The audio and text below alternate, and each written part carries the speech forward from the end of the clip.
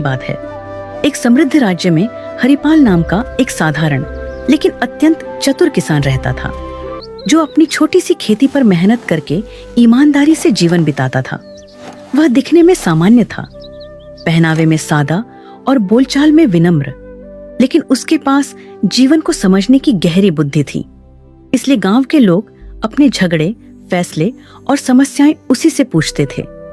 उसी राज्य के राजा वीरसेन न्यायप्रिय और विद्वान थे, पर उनके मन में एक चिंता थी कि आजकल लोग केवल किताबों का ज्ञान दिखाते हैं, जबकि सच्ची बुद्धि बहुत कम लोगों में होती है। इसलिए उन्होंने यह निश्चय किया कि वह पूरे राज्य में सबसे चतुर व्यक्ति को खोजेंगे। राजा ने घोषणा करवाई कि जो व्यक्ति उनकी परीक्षा में सफल होगा, उसे सम्मान और पुरस्कार मिलेगा। बड़े बड़े विद्वान, व्यापारी और चालाक लोग राजधानी पहुंचे, पर हरिपाल शुरू में नहीं गया, क्योंकि उसे न इनाम का लालच था और न दरबार की चाह। लेकिन गांव वालों के आग्रह पर वह साधारण वस्त्र पहनकर राजा के सामने उपस्थित हुआ।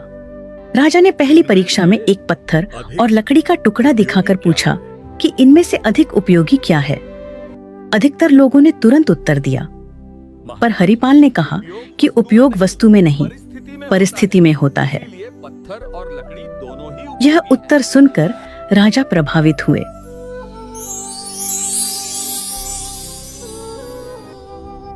दूसरी परीक्षा में राजा ने पानी का घड़ा और सोने की थैली रखकर पूछा कि प्यासा मुसाफिर क्या चुनेगा। जहां लोग धन की ओर झुके, वहीं हरिपाल ने कहा, महाराज, जीवन रहेगा तभी धन काम आएगा। और राजा और प्रसन्न हो गए। अब तीसरी और सबसे कठिन परीक्षा आई।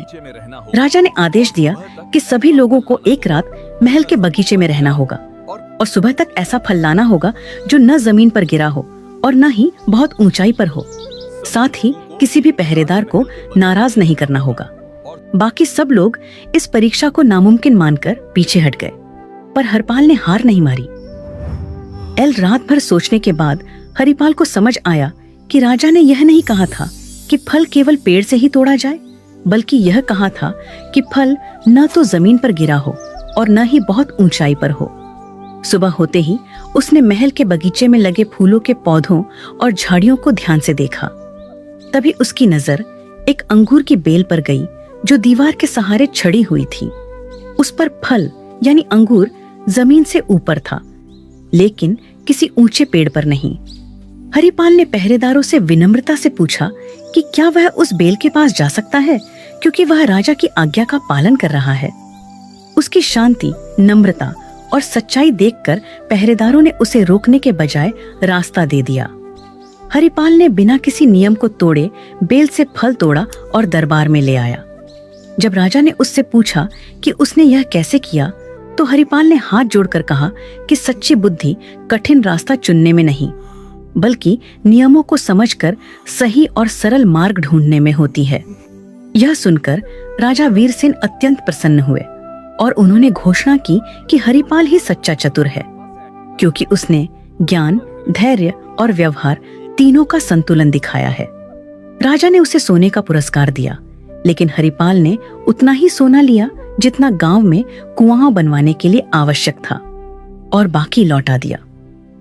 यह देखकर राजा ने कहा कि जो बुद्धि दूसरों के भले के लिए काम आए, वही सबसे बड़ी बुद्धि होती है।